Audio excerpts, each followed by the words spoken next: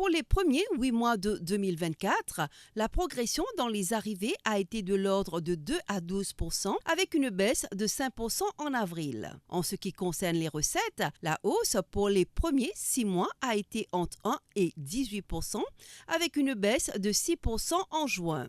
Globalement, d'après la tendance enregistrée jusque-là, une progression de 5% dans les arrivées est à prévoir, ce qui nous amènerait à un chiffre de 1,36 million pour 2024. En termes de recettes, la moyenne de 6% d'augmentation équivaudrait à un total d'un peu plus de 91 milliards de roupies. Les mois d'août et septembre marquent traditionnellement la fin de la période basse du tourisme à Maurice.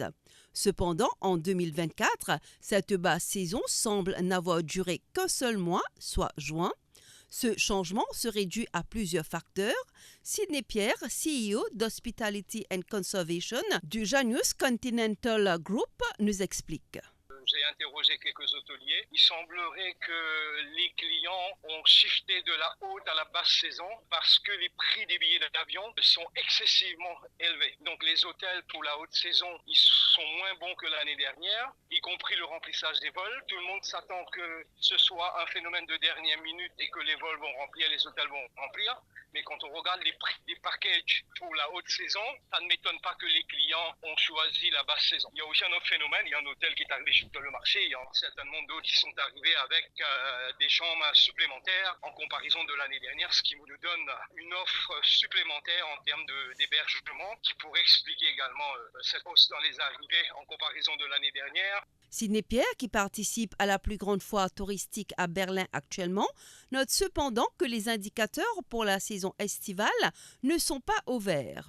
Je crains que la haute saison soit catastrophique. J'ai interrogé les hôteliers, donc leurs carnets de commandes sont beaucoup moins bons que l'année dernière. Ils me parlent du prix de l'aérien, que ce soit en économie ou en business, et ils attendent, ils espèrent que ça se remplisse à la dernière minute, mais ils sont très en retard. Et certains me disent, je ne serais pas étonné que les clients, en voyant les prix des billets d'avion, en voyant le prix des forfaits, et qui se retournent, se disent, bon, on voudrait venir à Maurice, mais allons-y maintenant, puisque en décembre, en haute saison, c'est trop élevé. Donc, ils m'ont donné quelques prix à vérifier, le prix des billets. Donc, je trouve juste dommage qu'on n'arrive pas à remplir la haute saison. J'espère que ce sera un phénomène de dernière minute, que les gens attendent et que ça va se rectifier. Mais au jour d'aujourd'hui, c'est pas le cas. Tous les hôteliers, certains, ceux à qui j'ai parlé, donc se plaignent du remplissage de la haute saison.